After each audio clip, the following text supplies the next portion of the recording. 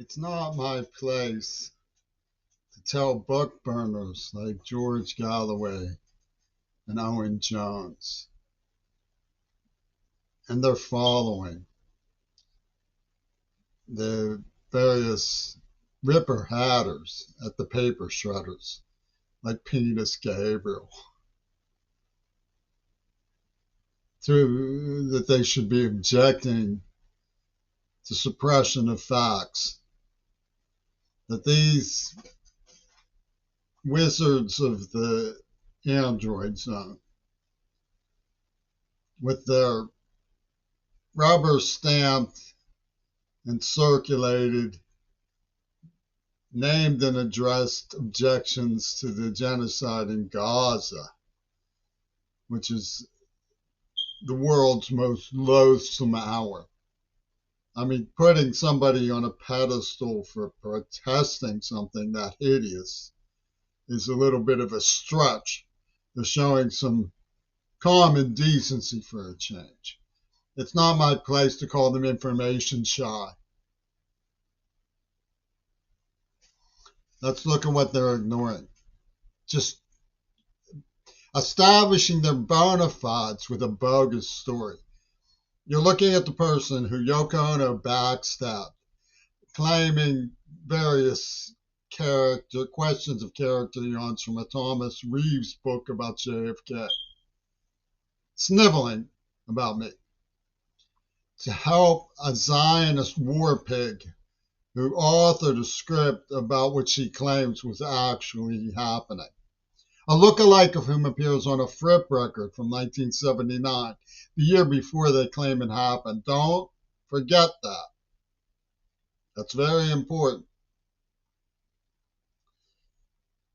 Transferring the blame, helping this war pig get away with atrocity, building momentum for what's going on in Gaza. The information shy book burners, George Galloway and Owen Jones. It's not my place to call them information shy. They stamp, address, and bury alive the information that shows, not making this up. This isn't from an imagination.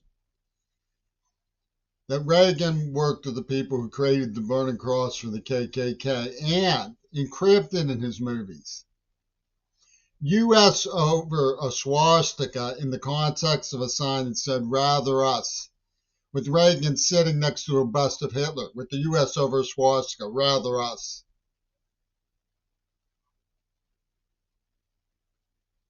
So George Galloway and Owen Jones could come out and say, "No, Reagan gave us student loans." Congress didn't have something to do with that. Ted Kennedy didn't have nothing to do with that. And sweep away that Yoko Ono was working with the people who created the Burning Cross for the KKK. And getting the NAACP to cheer. Wow! You can almost hear Martin Andelman saying, "That just doesn't matter. That just doesn't matter." Right? Yoko Ono was working with and advocating for Gail Burston through the whole thing. She was working with and advocating for Ronald Reagan, who sat next to a bust of Hitler with the U.S. over a swastika and said, "Rather us," in one of his movies. Working with the people who created the Burning Cross for the KKK. And how did she do it? Well, you would think that it would be her position that free-spirited people having one-night stands is not that out of the ordinary. It's not a death sentence. Yet, that is how she did it. By saying that a one-night stand on campus initiated by the woman should be a death sentence for the boy who was a pet, used as a pet. That's it. And George Galloway castrates a deaf poet and cheers the people, the discipline of being given Parkinson's by his silence. Why do you think? He doesn't have to say it. All he has to do is keep his trap shut and recklessly eyeball the victim. And Owen Jones is exactly the same way. He consistently comes down on the side of Reagan. He actually believes, without looking at the diplomatic truth, without looking at the political arrangements, without looking, for God's sakes, at what he did in El Salvador.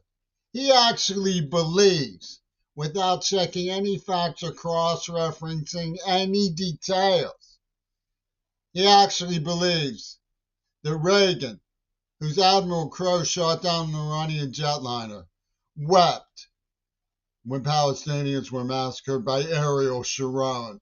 Owen Jones, get a life.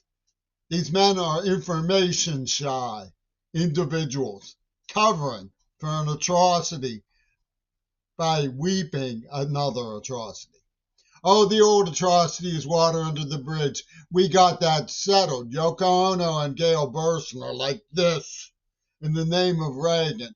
Reagan and Lenin are like this in the name of Ariel Sharon. God!